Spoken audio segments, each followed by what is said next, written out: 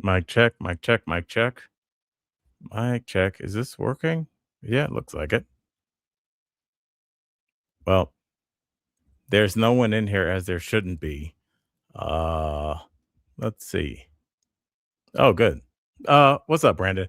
Thank you for hanging 16 minutes late. I've been getting ready for this to the point where I had to tell our guest, let me see if I can still send him an invite because I'd love to have him on and we can all laugh about how confusing this whole thing is. I actually kind of dare I say I wouldn't say that I'm completely in the dark with this stuff. I think not I think what happened is with these StreamYards, you have your account and then we took over the daytime talk after dark account and we have a friends from work account. So I don't know where the hell to find the stream. I'm starting multiple streams. Let me see if I can get my buddy on. We were supposed to do a sound check at 2 and it is now 3:20. But what's up, colleagues? Welcome to Friends from Work. I'm Al Jackson rolling solo today. Maybe. I want to see if I can get a guy that I absolutely love. I actually just played Syracuse with him. So we'll see if I can get him in. Hold on one second. One of my favorite people in the world. Let's see.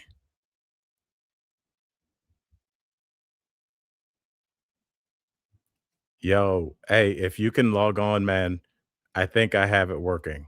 If you've already moved on with your day, I do not blame you. All right. Love you, man. Talk to you soon. Peace.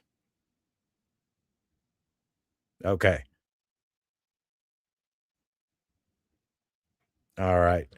And what's up, Julia? Shelly, Brandon. Brandon and I were doing a private chat right up until a second ago. So, yeah, we have got it going.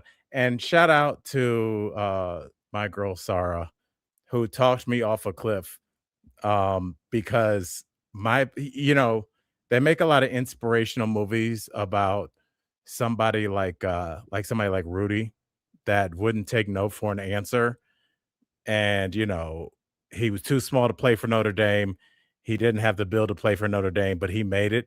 If that movie was about me, it would be my girlfriend 15 seconds into the movie trying to stop me from saying F it over and over again. It's not going to happen. It did. I don't know why I could not log on today, but like I said, lots of emails. Okay. Oh, and my boy Rojo said that he can come on, so he will be on in a moment. All right, let's get to some of the stories. First of all, shout out to y'all. Um, for instance, I guess we'll get to the bottom of this later because Julia, she said she loved Rudy. So did I, but Julia, and this is going to be a hard thing to discuss because you're talking to a fellow Rudy lover. But if you go back and look at it, his behavior is kind of out of pocket. Like he just he and his girlfriend had an agreement that he was going to work at the factory and they were going to start their lives together. That was the agreement, especially back, what was that, 1968? They was like, yo, this is my girl, and we're gonna start our lives together. And then he just leaves. He just went to college. He had never mentioned the C word. That was the C word in that neighborhood, college. And Rudy just all of a sudden, after I guess maybe you can say he went through some trauma seeing his friend have that accident in the factory, but he just bounces and goes to college. He gets to the college in the middle of the night, which is insane. And he talks to the security guard and he just goes, I gotta get in here. If you're the security, wouldn't you be like, oh, 1 second to be pushing the button underneath? Like, there's a crazy man. And then Marcy, his girl hooked up with his brother because he bounced. And then Rudy comes back with a stank attitude. Like, what? She should have waited. Like, that was on he look, she was like, she even had that line in the movie where they were looking at houses and she goes, you owe me, buddy. We talked about this. So he goes to Notre Dame, acting as a pimp for that guy that was his student tutor. It was just a very strange movie. So, shout out to Rudy. He did it. And I've gotten down a lot of Rudy rabbit holes, like what was true. Oh my goodness. Hold on. We got my friend's getting himself together. But wait, Rudy's brother was the dean of your high school. Did you go to, was that Joliet High School in Illinois? Yeah, Marcy, was a true story. All right. Let me see if my friend Rojo, he's kind of getting himself together here. Let me see if I can add him. Oh, look at that. It was good. Yeah, it was good the last time you had it. That's perfect. Dude, can you hear me? I can. You sound good. What up, baby? How do I look? Don't worry about the sound. Dude, you look and sound great. This is a show that absolutely should not be happening. My girl, Sarah, she just had to talk me off of a cliff because I was just like, F it. It's not because I could not find the stream that I set up. And it was giving me anxiety because she was like, the colleagues are looking for you on 3 different platforms. And then that was more anxiety on top of my remember on Nickelodeon when they would dump that bucket of slime on you? That's what I felt like, a failure. And then my girl's like, people are on here. I'm like, why do they believe in me? But who I do believe in? The colleagues. And you know who else I believe in? Rojo. What up? What up, baby? Thank you for having me. There is nothing worse than feeling like people are waiting for you. And when you know it's something truly like teenagers do. Yeah. And you go, how can I have a degree. How can I not figure out? Oh, well, this is kind of like, because, and we'll get to some of this. We're not even planning to talk about this today, but they're talking about, you remember you're seeing commercials for like Instagram for teens. And I'm just like, do us boomers think that like teens aren't going to find a way to get around? Like we could block them from doing anything that they want. You got to ask your kids to be like, hey, how do I shut this off for you? Yes. And she's like, bloop, there you go, mom. Yeah. So Rojo, first of all, what's up, colleagues? Rojo is, I don't know, a friend of mine for at least 10, 15 years. We just played Syracuse, 2 weeks ago.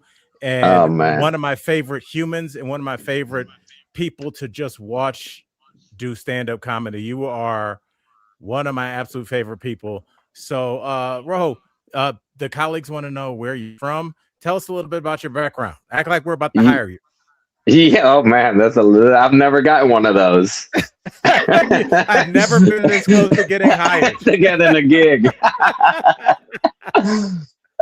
Thanks, man. Yeah, Syracuse was super fun. I'm from Puerto Rico. I grew up there. I've been in New York for a hot 15 years now. So, made the trekkage from the motherland to the smaller land.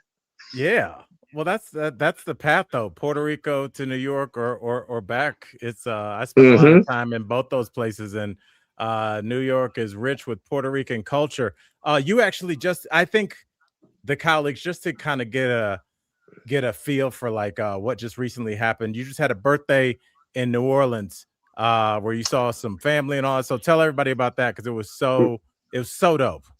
It was so nice. Yeah, man, I was down in New Orleans for Skankfest, which is a comedy festival. Sure. Despite the name. Weirdly enough, nothing but men usually at these Skankfest festivals. So I was it landed on my birthday, and then Tone Bell, a good friend of both of ours, comedian, actor, he did something very nice, and he organized like a little secret trip for my brother and my cousin and their wives to come and surprise me in New Orleans. Which So was we were so just, dope. And it was their I first time in mean, the States, right? it was the first time for my cousin in out there in New Orleans. My brother had been once before with his wife, but it was like we were finishing the first night and we were like on bourbon, just having like a smoke by the hotel, and they just kind of roll up on us walking through the street, and you do that kind of like double take because on Yeah, bourbon that guy looks you just just like my can't be brother. talking to anyone. Yeah, Yeah. yeah. That is awesome, So it was very nice, man. It was a very cool birthday. It was cool for them to show up, and then I got an excuse just to do the dumb New Orleans shit all over again. Like, oh, they've never seen it, so let's go. Yeah, it's like going to New York for the first time with people that never been there, but it's like, guess we're going to the Statue of Liberty, a place that it's somewhere you never go when you live there. I did want to tell you, I saw your beautiful face on our homegirl Michelle Buteau's show. Yes. Which character was that, and what was it? Survival of the Thickest? Is that the Yeah. show? Yeah. Survival of the Thickest on Netflix. First 2 seasons are out right now. Third season is in the works right now. And then, I play Barry. I play Lisa Traeger's love interest. If you blink, you might miss me, but I'm pretty good if you don't. Yeah. Dude, it's like really cool to like, just look, and I just see my friends all the time on TV, and I'm like, oh, this is super dope. I love it. I still geek out. There's something about like seeing it on TV, whether it's a friend or whatever. Like it could be the silliest commercial, and I go, man, look at them eating. Hell yeah, get that Tide money. Dude, I just saw Joe DeRosa in that commercial with Shane Gillis. Oh, I didn't realize play it every night. With the beer. I know. I just looked and I was like, oh, that's DeRosa. It was I did my first gig ever with Joe DeRosa and there's a guy out of LA who's Jake damn it, I can't remember. It was so many years ago. But yeah, I've been friends with Joe since day one. So let's get into these stories a little bit. I know you're a sports fan. Our colleagues here are sports fans, so they can follow this. You saw that the Indianapolis Colts having a little trouble. Quarterback broke his leg, and they were like, we need to make a phone call. Now, Rojo, who would you call if you have a game this weekend against the best defense in the league? If your answer was 44-year-old grandfather Phil Rivers, you're right, my friend. You could tell Philip took a year or two off because he finally like that face is filling out. He ain't like fully retired, but he look on the last leg. He's high school coach that still throws the ball with his team. Kind of retired. I go, what? Hit me real quick. It's a lot of that. Also, the weird thing is Philip Rivers has like 13 kids. One of them has to be able to throw a spiral. There got to be one in his mid-20s that could fill in for this week. That is so weird. And it's something that I don't know if you know, we've talked so much. I don't know what we've talked about, but it seems like we can teach people to be brain surgeons. We can teach people to be able to understand the language that whales are speaking to each other with sonar. But we can only figure out how to teach like 50 people on the planet how to be a professional quarterback. Like, why do you think it's a thing that's almost like if one or two guys gets hurt, you're immediately calling people that are on the couch? That's such a weird thing. I mean, yeah, dude. I think also that to me feels like these GMs ain't as good as they're built out to be. There's gotta be more. Just because, like, there's gotta be a dude who could sling it 60 in like jeans and Timberlands. Yeah, he just don't like practicing. Yeah, but yeah, he's just like because I think we all have friends of ours that were freak athletes. My boy Steve, when I was at Brown, he was 6'5" 6'6" Puerto Rican cat from Jesus. the Bronx. You had me at 6'5" Puerto Ricans. They don't come that size. He was a big dude. But he used to like it. He used to like really like to hang out. We'll leave it at that. I don't know if he's got a real job now, but he would really hang out and relax. He would, college. And no matter what condition he would in, he would go up to the basketball courts and he could literally do 360 dunks. And I would be like, I know what you've had. I know what you've ingested. Some people are just freaks like that. I'm like, you got to put your ear to the ground. Go check like everywhere. There's got to be a dude that's not 44. By the way, he's older than his coach. So yeah, and that's also a problem. Like I feel the same way like that with LeBron. Like if you're younger, you can't really tell LeBron or Phillip Rivers what they did wrong. Absolutely. I've seen more than you know. I know. No, you go in the corner. You go do suicides, coach. Yeah. I'm not taking anything from you. So, shout out to Phil Rivers showing everybody. And by the way, let me just say this before we move on. Everybody's like, can you believe how old he is? And I'm like, he is old. I'm like, he's 4 years younger than me. You would kill to feel 44 again. I know, I really would. That's very sad. But whatever. This is kind of sports adjacent, and me and my girl Tori, I can't wait for you to meet next time you're in town. We'll do something in the studio. But we talked briefly about Sydney Sweeney's movie, Christy, about the female fighter, Christy Martin, and that her movie flopped. It was the 9th worst opening of all time. And I wanted to ask you this question kind of specifically because I wanted to get a little bit deeper into it. It's not that interesting that that kind of an indie movie flopped. And everybody, it's kind of well-tilled soil that Sydney Sweeney, made the I Have Good Genes ad and kind of played footsie a little bit with the MAGA movement. And it seems to be negatively affecting her career. But I look at somebody like Marjorie Taylor Greene, who comes in and in 4 years walks away with $25 million. So let's say whatever happened, you posted in an inane comment that was not political at all, but whatever happened, the MAGA followers thought you were their Puerto Rican Jesus. What do you think the best way to monetize the MAGA fan base is? Because it doesn't seem like entertainers can do it. It seems like politicians can, but like Kid Rock, he's not really selling that many more tickets like that flabby Superman is. He didn't do it. So I don't know. I think they're a little different in the sense that I think Kid Rock had too much ground to make up. He was too shut off. You can't come from nothing. Yeah. You can't. Yeah, maybe we need to just look at it like maybe he's doing an incredible job. This is the best he could do. He had one hit song 35 years ago and he's still touring. And he's still doing it. He dating isn't he like Bobert? Wasn't he dating one of the representatives? Bobert. And I'll tell you this, dog.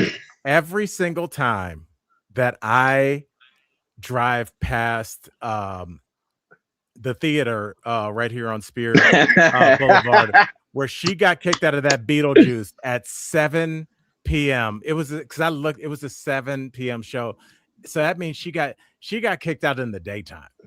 When you get kicked out and it's sunny,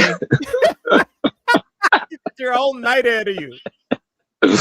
That's that theater's claim to fame. From here on out, like they should like it should be a little statue of them pushing her out. Yeah. And like her fighting it through. You know what? It would be kind of like now that it would be like a weird kind of humble brag for people. It's like, I went out with that comic Rojo. He booked us the Bobert suite. The Bobert seats.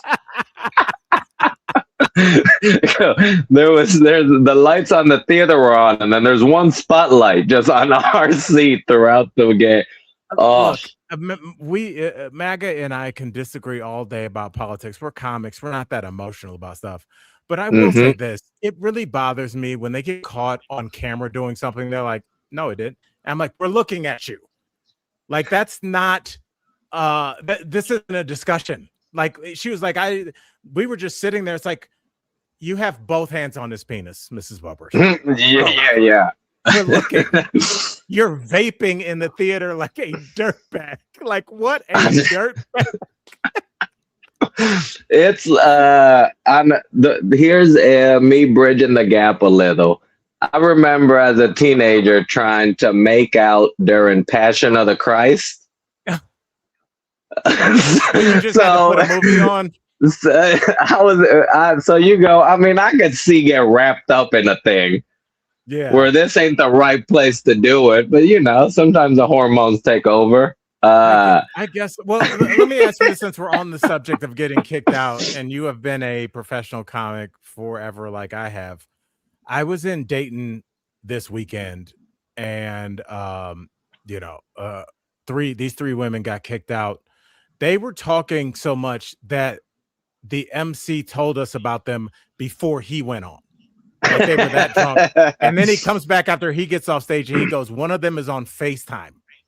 And so what, I mean, is it more normal than we think to be getting kicked out of venues as adults? Because when I started my career, I thought we would be constantly kicking out 21-year-old kids that just got back from spring break in Daytona, but it's not.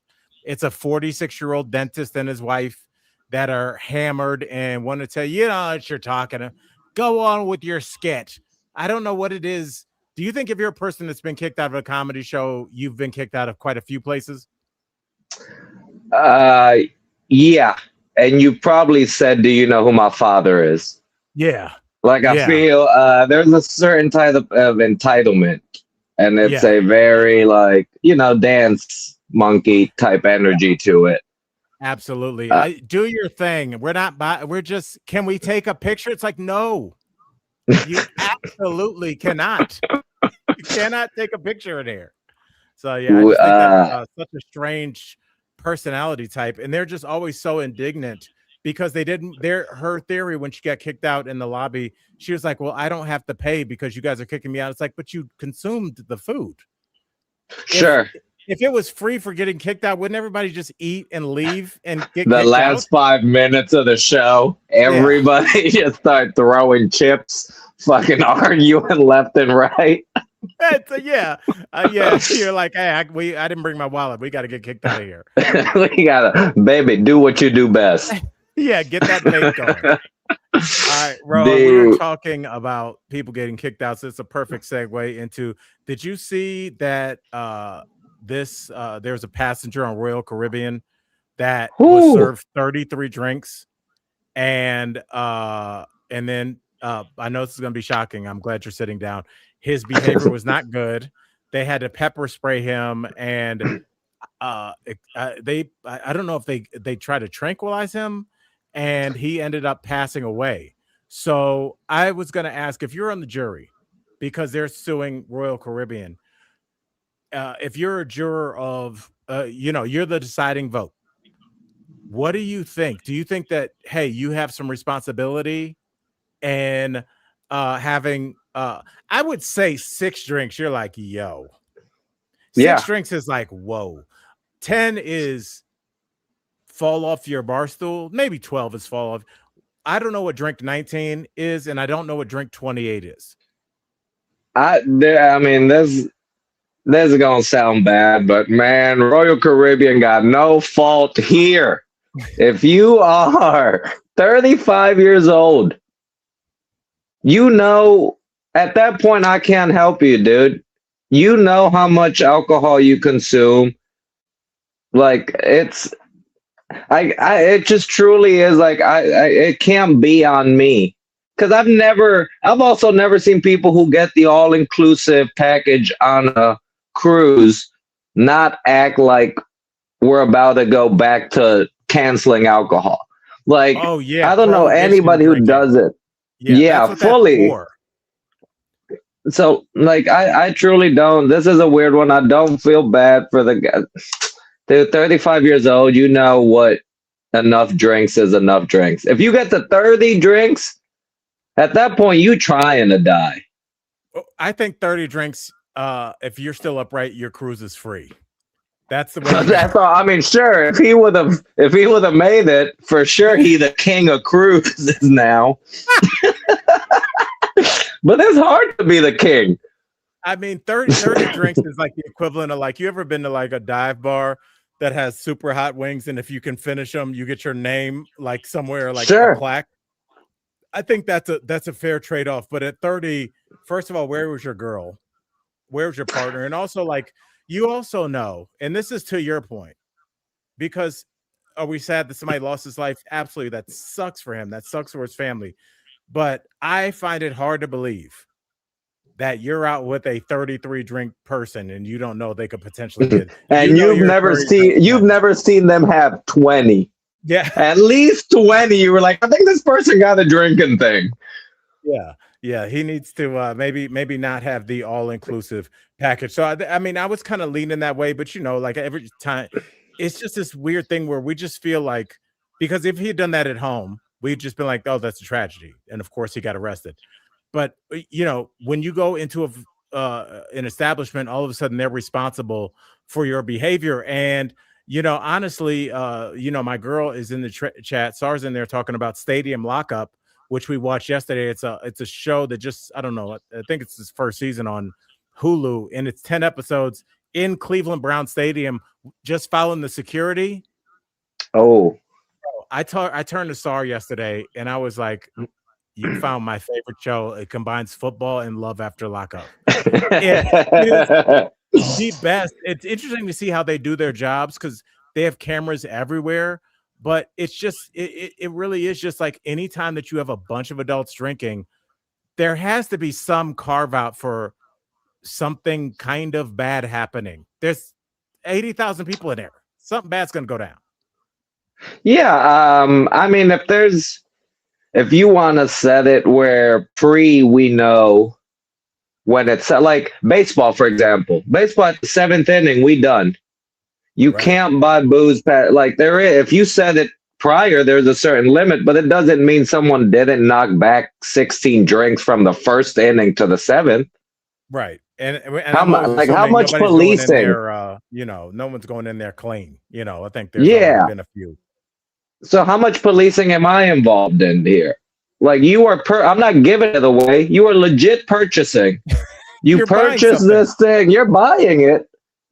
You do with what you want. Like, I think that's, it's a bummer, but I think Royal Caribbean gonna be fine on this one, dude. I think unless they just want to pay a little like go away money, because they definitely has. But then you have to stop the whole thing, because then you can't have the unlimited package.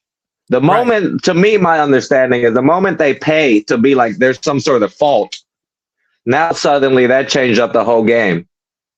Yeah, I mean, I worked on those cruise ships for a year and a half early in my career, and I know a lot of the colleagues in here. Y'all have been on cruises. There are some people that will tell you straight up. They're like, we came on this cruise just to eat or just to drink. It's literally like that's why they're like, it's cheaper to drink all day here than it is to drink all day at Buffalo Wild Wings. So we're here. So I mean, honestly, like if that's somebody's mentality, what can you do? Now, Rojo, I did want to switch it up, man. Okay. Because I wanted to ask you, what's your favorite time of year, by the way?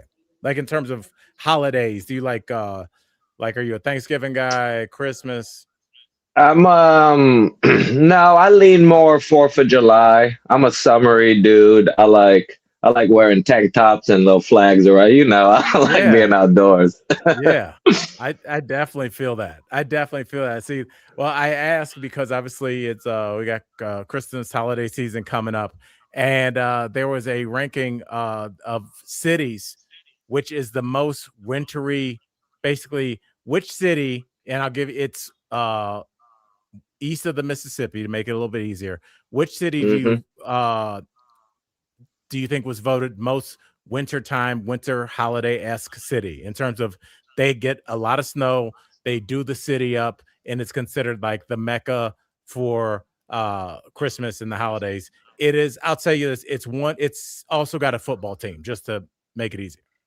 Okay. And it's not my city? Not your city. Even though New York's great in wintertime. I love it. East Coast winter I just east of the snow football. Mississippi. So like it's still there's still Okay. yeah. Where would you want to go if somebody was like, I am a super hot chick. I've been following your career. I'm flying to America and I want to go to the most American Christmas place that you could take me, but I don't want to cross the Mississippi River. It's a very specific Yeah, side. yeah. And I want to watch them play football. Yes. Uh, is it? I mean, it can't be New England. Are we talking Boston? We're Buffalo. Oh, that sounds like the worst. I lived there for a year. It's it they have the kind of snow that explains their culture, especially it's kind of like you see this also with Wisconsin, where you go and you play these cities and you're like, oh, these people are drinking in this bar. Dude, I was just gonna say Buffalo drink like they have real public transit. Yeah. Like truly, like they get it, like they not all driving to the bar. Buffalo get after it.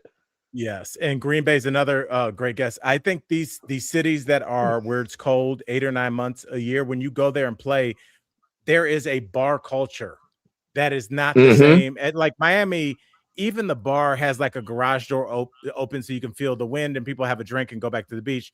Buffalo, people are hunkered down. They're like, this is my chair. You go into a bar and they're like, that's Jose's chair. Don't sit there. And you're like these people are drinking as almost a profession. So I could see it. That's one of those. That's definitely where one of those 30 drink people live. Because like you can't leave till you feel so warm inside. Right. Where you go mentally, I can go do this again. Like I can put up with this. Inside jacket. Your inside triple fat goose. Yes. All right. Now I had to ask you because obviously we are in the age of content creation. You and I are both hip hop fans. I had to ask, did you see this content creator that tried to like clown Busta Rhymes by calling him Tracy Morgan? I know, I missed this one. There's like a young content creator. He's a prankster kind of guy. And, Busta's walking around and he goes, hey, can I get a picture with you? And Busta's like, yeah. And while he's taking the picture with Busta, he goes, oh my God, I can't believe I get to meet Tracy Morgan. And, Busta's got a dad bod now, I mean, the belly was poking. Yeah. And I think this guy was used to, the prankster was used to people being like, oh, we're not taking a picture. You're an asshole. Busta had his team quickly separate this kid from his team and dress this kid down, but like in the way that you talk to somebody this close. And you're like, who you think you're talking to? And this kid's face went to how many likes I'm going to get to like, oh my God, there's a gigantic, angry black man, and there is not a screen in between us. Yeah. So, yeah. What do you think about people going? Because I'm sure weirdly he was successful. He got the views, but do you kind of say if you're going to try and be a prankster, you have to also kind of chalk that up to the game that you might get beat down by one of the legends of hip hop? I think that guarantees you pin that video. If you get beat down by that is all you gonna know me for. The comedian who took a whooping from Busta Rhymes. But I mean, I know. I also Busta Rhymes. Come on, be a little more fun. You got to be close to 60. No, of course not. Of course not. Busta is, I think that there's well, he's always been kind of a gruff guy. I've been following his career as long as he's been around.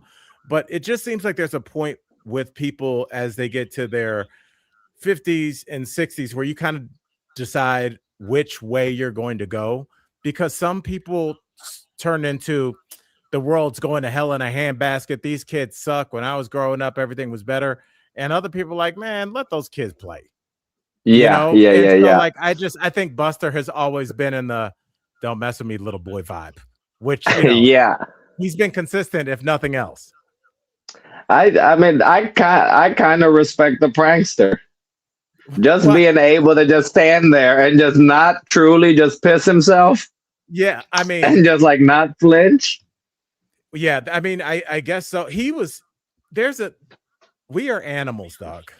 And there is a face that you make when you realize that something could go really left where you're like, you're having a good time. And then you think like you see a gun tucked in the guy and you're like, well, like your face goes from like, oh, it's Tone's birthday to like, oh my, am I about to what? You Yeah. know, that's his face switched over into like, I forgot that I'm on my TikTok right now.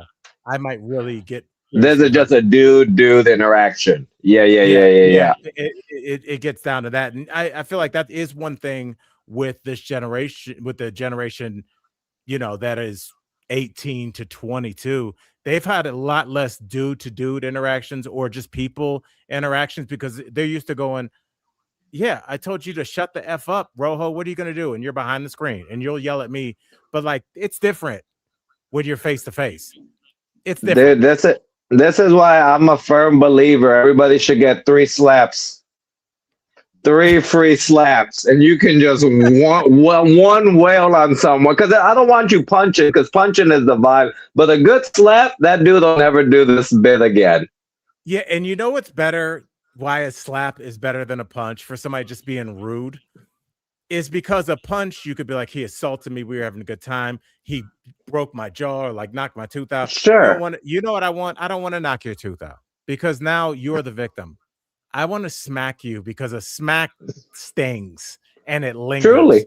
And you're walking away and you're not hurt enough to go to the hospital. You're not bleeding in a way that your people are like, let's get him in the car. Your friends are just looking at your cheek. Dude, but you did. You ever see someone more defeated than them rubbing their cheek? You lost. It's over. Yeah, I think we should all get 3 free. 3, and really, you kind of do because it's everybody goes, I'm going to sue you. I'm going to sue you, Rojo. You talked shit about friends from work. I'm going to sue you you can't really do anything unless somebody causes harm or does major damage. If somebody smacks you, what do you think? The cops are like, we have 3 shootouts currently happening right now. Yeah. Like you can show up work and go to small claims court, but like you can smack somebody and get away with it. That's why I talk to middle school kids, and it's not about hope or positivity or going to college. I just talk to them about what you can get away with probably. Yeah. Who was this guy? Back next year. All right, now I wanted to hit you with this because we're comics and we deal in a world of honesty, but we I think what we do is like we have a point that we want to make, but when you just make your point, it either comes off as like a TED talk or like you're a hateful person, so you have to put some candy coating around it. I do like to read when people write in for advice because they're not comics, so there's just a direct honesty when people can be anonymous. So this dad wrote this anonymous question to this forum, and I wanted to share it with you. I know you're not a parent, but you do help raise your brother's kiddo, so you can chime in. And I wonder how you'll feel about this honesty. Basically, this father's post went viral when he admitted on a public forum that his toddler daughter's constant crying and tantrums have caused him extreme stress, and he says he's starting to dread coming home, and he's worried that he's starting to dislike his child. He stated the stress resulting from marital conflict are making him want to drive away and never come back. So is this that a jerk, or is it like everybody says be honest, I want honesty, but when they hear it they're like, oh, come on, bro? So what do you think about that? I think I do respect the honesty. Maybe I would have told a therapist first before writing into a podcast. Right. Maybe figure out who you can share the honesty I will with. say that those two things have very different price points. Sure, that's also fair. So he gonna get this. The advice he about to get is totally free. Then, if I think, man, I do think if I were looking for a positive way to help this dad, I'd go, they're not gonna cry forever. Yes, this is a window you're in right now, and I'm sure you're overwhelmed and nobody's sleeping. If you feel like this, who gets to leave the house, I'd love to know how your wife feels where she's at it all day. Right. I'm assuming here this isn't a daycare situation. Yeah. Can you imagine like coming home and immediately this guy's bitching about the kids and you're like, you still have your jacket on. I've been here all Yeah, day, bro. my ears just ringing from crying. Yeah, it's a different and I mean actually, it's really true that these kids aren't going to cry all day because I'll tell you this, the day that your kid just kind of casually walks to the refrigerator and gets himself something to eat, it sucks. Because up until then you're like I don't have a minute, these kids need to be fed and then they can feed themselves and you're like, you don't need me to make you a peanut butter jelly, and they're like, no, and you're like, are you sure? One more. Like, oh my God. Like, yeah, your whole life starts to fall apart that they're in college and you're sad all day. I wonder where that's from. All right. Now, I did want to talk to you about this. Because Matt Barnes recently had to address some rumors that he was being scammed by AI. Do you know anybody or have you ever been scammed before? Because I have. Yeah, I've been scammed not through AI, but I got scammed through what I thought was like a You got job an old interview. school meat and potatoes scamming. I mean, I thought they put in some work, but I got a job offer and then no one called me. This was all through like Slack or whatever, and about an hour and a half into the interview process, I go, man, this just feel weird. What was happening? Uh, the Like person like what made you have that thought? when the person wrote, "Hey, so we're gonna uh, email you a check for $5,000 so you can buy a laptop for the gig, but also you got to buy it from this site I'm sending you." Oh, okay. And then to that point, I go, "Well, email it. Let's see." Yeah. I was still falling, but it was, dude, I did like an hour of answering questions and I took a lot of time answering them. And as I kept going, the first time I called my friend and I go, "Hey, does this sound," as I said it out loud, I go, you idiot. Yeah. Come on, dude. What are you doing? You out here wilding." But yeah, the Yeah. person mailed me a check or emailed me a check. And was like, "Go get it printed," which I've never heard you can just print a check. What? And I Why got would you print the back? You can print this check as long as you have a 3D printer at home, right? Like what? dude, That is such. You just go print this, and come back. so like an hour later, they hit me up and goes, "Hey, did you print it?" And I at that point I wrote, "I think something's up with my bank," and they just never answered back. Oh yeah, yeah. They're But like they're on the other line. Like we're wasting time with this guy. oh yeah, they go, "This guy took 2 hours of our time. He ain't even gonna print the check." All he's got is a account. My bank had never seen that amount of money. They go, "We got to stop this." First of all, Yeah, you know what it is too. It's like scammers always have this like, they take you down the path, and then there's a weird ask, and it's interesting. You have to have your ears perked for like everything's normal. Hey, when can you start? What are your qualifications?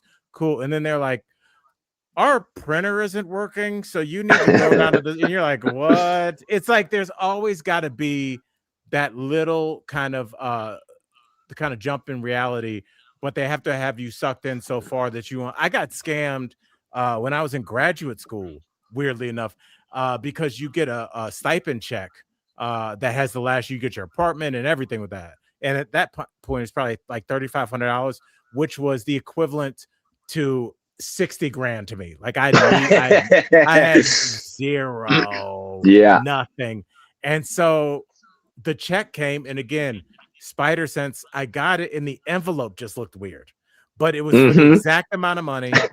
It was from the lender, or like a lender. I never looked to see what the lender was, and I cashed it, and immediately I knew, because I looked at like the interest, and the interest was like it was like 47. It was something insane. And then they started calling me, but they weren't professional. Like if Chase calls you and they're like, "Mr. Perez, we understand you're dealing with tough financial times. Well, let's set up a payment plan." And I remember I was talking to this white guy who was like calling from whatever boiler room, And he just goes, I'm in grad school at the time. And I go, yeah, I'm having a lot of trouble paying. Hopefully next semester. And he's like, look, bro, we're all fucking going through shit. And I was like, what? I was like, I don't think. I said a direct quote. And I was like, I don't think you can say that.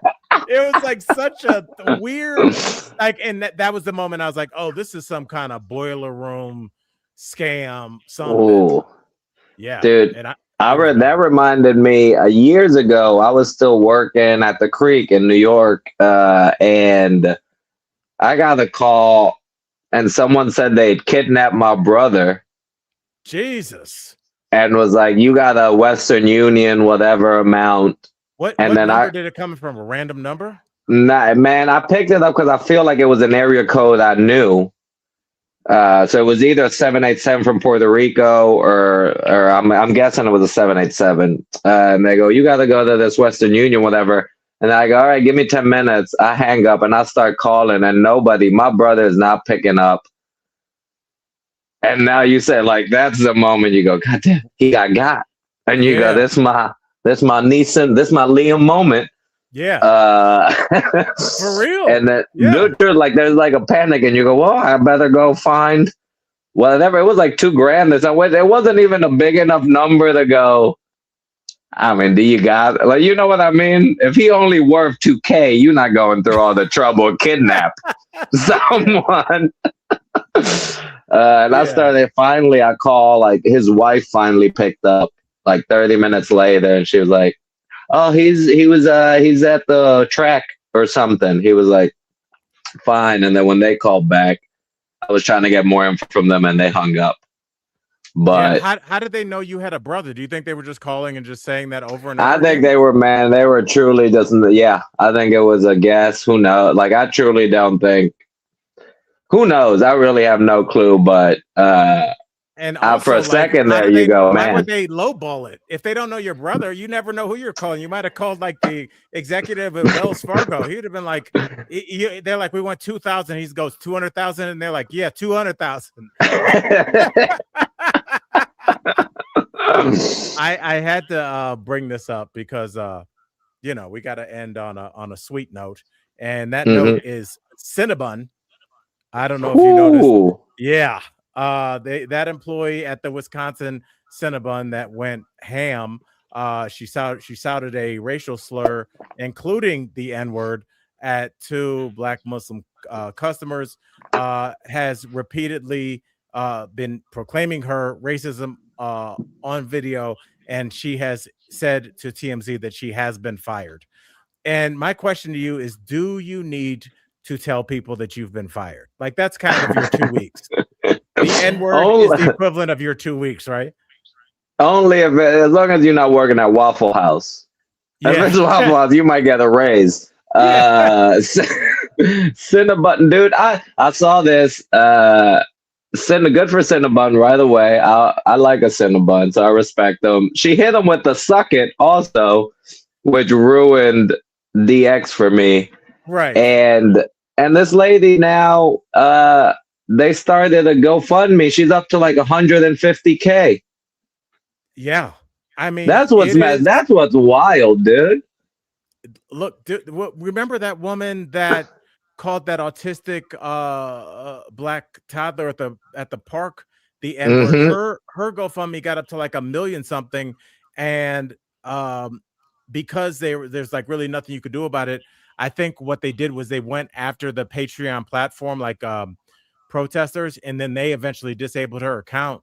But I'm just saying, in a rough economy, is this like because it seems like it's a guaranteed 50 grand minimum.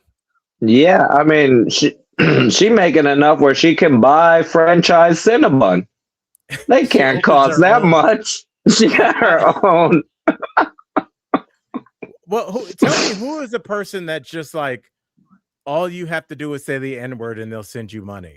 Because I guarantee you that's the same person that is voting against every school levy where they're like, for your taxes to go up a quarter, we can put air conditioning in the school. They're like, I don't have any kids in that school. But if there's a person that says the N-word, they'll PayPal $100,000. The same people who have the Trump coin. Yeah. Oh, Same people who invest in that meme coin, baby. Okay. Well, you just brought up something weird that I hadn't thought about, but now I want to ask you. At some point, this Trump presidency will be over. What Trump? Yeah, right. Knock on wood. What Trump item do you think will be worth the most money in 20 years? You got the Trump shoes. There's Trump wine. You have the meme coin. You got the Trump Bible. My man be peddling some knickknacks. That's going back to the earlier thing. That's how you make money off MAGA merch. Good point. You gotta forget your other career. You just start hawking whatever we wearing, and that's what we selling because it moves too fast. Yeah. You gotta have a catchphrase for a T-shirt that you sell at a rally, like Joe in the Ho. Remember that one, Biden? Yeah. Like I always think about that, and I'm like, are the people that come up with those racist catchphrases like locally famous? And when they go places, they're like, "This is the guy that came up with no Obama." Yeah. Like, is he like hood famous with them? That's great. That's a kind of funny. The no Obama guy, because at some point you go, because they got a double dip. Yeah. If you do enough right wing, eventually someone on the left gonna be like, "I'll give you. You got anything this way?" Yeah. Like once you got it, you got it. Once you got slogans, you sell it to whoever. Yeah. I think the Bible will be up there. And I feel like there was a Trump Chia Pet where I bet that would still go hard in 20. There has to be a Trump Chia Pet. Yeah. Absolutely. Yeah, this is I just wonder if they're just going to keep doing things until like they think people have forgotten about the Epstein files, which they will not. It's just, you know what? I think that this is kind of like the country and the political establishment at this point is just like a marriage where there's been rampant infidelity and one finds out. And he's like, well, I'm not moving out. She's like, I'm not moving out. And so it's just like this weird, and they're like, is everything cool? And it's not, because everybody knows there's been a pedophilia ring that's been going on forever. That's like real now. And so I think we're all just kind of walking around like, now Thanksgiving dinner is weird because the couple that threw the party are not talking, but we all still have to be here. You fully did. I mean, I don't think it's an accident. He didn't say he wouldn't pardon Diddy. I think there's a riff. We're obsessed with like the concept of sex. We love hearing about other people engage in some sort of like sexual activity, whether it's illegal or not. Like we as a people, we just love hearing about this shit. And then once you get like right now, it's weird that both sides, left and MAGA, be like, no, let us see everything. Right. And they just won't. They're just like, oh, we would love to, but we were supposed to. They just have been dragging their feet about this. And it's so normalized to us. But I had a conversation with a good friend of mine last night, and I wanted to get your thoughts on it, man, as we wrap up. I appreciate you jumping in. Yeah. But matter of fact, I'm going to read the exact text conversation. Okay. Because it got kind of like, I don't know, a little bit, I wouldn't even say real, but just like, so he goes, I'm not going to say who. Let's see. He says, okay, the other night, I went to go see some old friends from this state at this hotel. 4 empty bottles of wine around us, and one of my best friends said he liked Charlie Kirk. Then I showed them all the stuff that he said, and he says, why do you actually like Trump? Do you think he cares about your daughter? And his friend's response was, Trump makes patriotism cool. And I just think, and what I said is, I feel like an alien walking around this planet every day. I do not understand what's going on, because if you heard that in the world of comedy at a club somewhere, or in your apartment that you're in right now, or your place of business, if you found out that there was a child uh, sexual SA ring going on there, you would not finish out the day, go home with a weekend, and come back. Like, there, if I found out that was happening, I would have an existential crisis, and it would not end up well. It would be very, and I think that I speak for a lot of people. What do you think it is? And what my point was with bringing that up is what I told him is, I think that in order to make it to almost any type of status as a politician, you have to be a sociopath. And we don't talk about it, but you think about the kind of lying that you have to do as a politician, all the way from the 8th grade as in the Young Republicans Club, through high school, through college, through junior senator crap. Like, you lie every single day. You're able to like sign a bill where you know that like this will make sure that most poor kids in this district will no longer get their lunch at school. You sign it and never think about it again. You have to be a sociopath to do that. And it's actually advantageous to have that personality trait. But why do people think that like they can shame their representatives into doing anything? Because they don't. The only way they'll do anything is if they think they're going to lose their job. That's the thing. Unless it's an election year, you can't really get them at any level on any party to follow through on stuff. And I also think part of it is, if you come up, for politicians, a lot of them come up through that rank you're saying. Throughout the years, you've learned how to compartmentalize, and you've learned how to justify a lie, and you've learned how to already kind of bend it to a way where you don't feel as bad. Yeah. And then for people who believe it, I think it's very difficult. I think it's very difficult to get people to not go to think outside of individual and think collectively, which goes to that point of the food of school meals and that sort of stuff. And secondly, I think if you're going on a decade now of supporting this dude, at some point people just refuse to admit they're wrong, because then what does that do to them? If right now, if I told you, Al, for the past 10 years you thought that hat behind you was green and it's blue, and you go, at some point you go, whoa, if I'm wrong, then I feel crazy. Right. It affects your constructed reality. Absolutely. Truly. Yeah. I mean, and that's the other part of it as well, as we go to your point. Everybody goes, why don't you leave MAGA? He's clearly wrong. Here's a clip of him lying. And I think that there's two kinds of people. There's the kind of people that don't think he's lying and never think he's lying. But there's some people that know, but they're just like, okay, I can leave MAGA and come where? Come over to the left, where you guys will automatically look down on me, as it would be fair, for the things I've said on Facebook, for the things that I've espoused. I think at some point, and maybe this also happens with cults, and people do call MAGA a cult, that like after you've been wearing a red robe for like 15 years, praying to Rojo, the real God walking around Earth, how do I leave your cult and just go strolling back to the homies and be like, whoa, what's up? Your son's tall now. Like, after a while, you're just kind of in now. You're just kind of in, Yeah. So I don't know. Dude, and like, it's like, I know everybody's weirded out about this Warner Brothers Netflix union.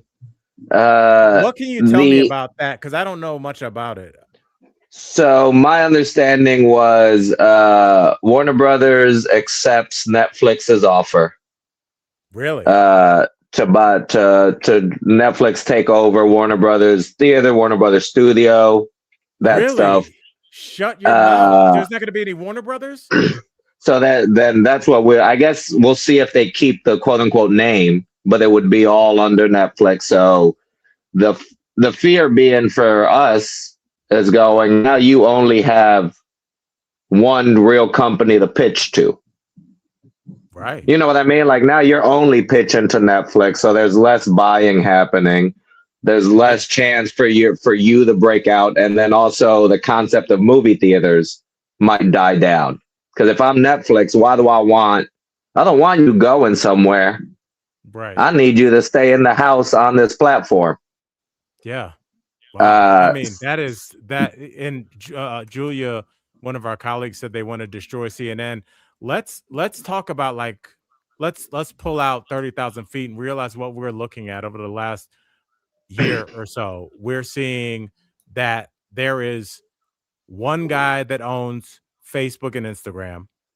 There is going to be one with Larry Ellison. He's going to own TikTok as well as he's on top of this in this deal as well, right? so so Larry Ellison then Paramount wanted to buy Warner Brothers. So somewhere Warner Brothers is getting sold. Right. So people who were fighting the Netflix going, well, if Paramount buys it, then we'll be able to keep some sort of the separation. But also then Paramount now is who's taken CBS, who's killed 60 Minutes, who's killed their news, who then wants to truly change CNN into whatever they want. Larry Ellison and I believe his son then, David Ellison. So like, truly, I don't even know. And I'm not saying one way or the other because I don't know which is the worst of the two or which is the least worst. I mean, they're not only are they all not good. Don't think about like even locally, what happened to my show DBL, and Sinclair and all these. There used to be a rule that you could not own more than 40% of the television market in the country, and now that is gone. So now there is going to be one network that owns 80 to 90% of all the local television. So that means every single news channel is going to be saying the exact same thing. You go to Netflix, that's all you can watch. You go to Instagram and Facebook, same thing. TikTok, oh, I'm going to get away on there. No, you're not, because that's owned by the guy from Netflix. There's like 3 white men that are going to control every form of media that and exists. they've already paid the fee for Trump. Like they've already, that's the whole thing. There's a reason CBS settled that lawsuit with him. Was because he needed to approve the Paramount deal. So like that's the fee for playing. Right. Like the Netflix dude already went and met with him. You can't just send the money, so he has to sue you. Yeah. Sure. The Netflix dude already went and met with Trump. That was already talked about. Like even to the point where Elon and what you want to do with X, and he was able to come in and go, I'll fire everyone. I'll be the bad guy. Don't worry about it. But on the back end, this is all good. When I need some of these deals done for the space shuttle or whatever, make sure that's coming this way to the Starlink. Dude, the flight I was on coming back from Dayton had Starlink, bruh. Dude. This is I mean, and it's not even that this happened. It's that it's happened within a year. Truly. Of him. And it's like, hey, Democrats, did you not see any of this coming? You didn't see when Elon bought basically a fifth of social media that, hey, maybe we need to codify some of these laws so that we ensure that you cannot have a monopoly. And instead, they just sat around and are just like, we're trying to prosecute the January 6ers, but we can't find them. They just let them MFers out. I mean, dude, I said in my act one time, and it wasn't even a joke. I was just like, I feel like we're living the version of Star Wars where the Empire wins. And sure. Leia has to go back to her shitty job as whatever the Jabba the Hutt's side piece. And Luke goes back to his planet of failure.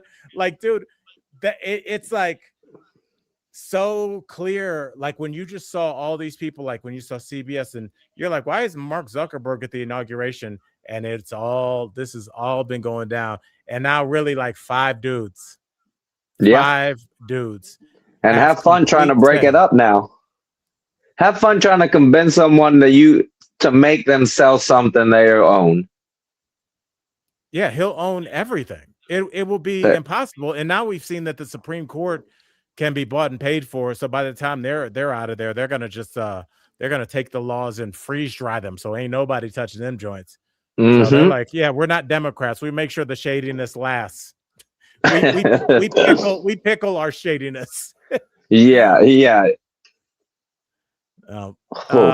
Well, with that said, well, that's a light note to end on. It's real though. The colleagues can handle some realness. Like they know what's up. I mean, this is like, dude, in the blink of an eye, you know, PBS out of here.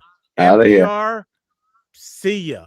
Dude, all these things that like not only teach kids to read, but also are like, hey, there's a tornado that just touched down. Like that's what all this was for. So like I really do hope that we realize that there will be severe consequences for this and that our lives will not be the same for a long time. I'm not saying never, but it just seems like this is just one step of the plan. It's crazy to think about. Hopefully in like 40 years we'll go, man, 2012 was a good year. Oh, how I miss the 20 teens. So me and my boy John Vargas talk about how great it was when people didn't know. Remember in 2011, me and you were just somewhere drunk in the middle of the day, laughing our balls off, enjoying life. And now I'm just like every day they're like, oh, well, here's one more thing that's really, we just blew up another boat for no reason. What are you going to do? I mean, it's like, dude. Did you see they said the video was deleted today? I saw that the video had been deleted of that second strike. Yeah, they handed over the video the way a dude does when he's caught cheating and he's trying to delete real quick. So he's like, here, baby, take my phone. I don't care. He's like, it's like, no, I have 8 calculator apps. Everybody has all these calculator apps, babe. If you love me, you will not hit the app that says maps. Yeah.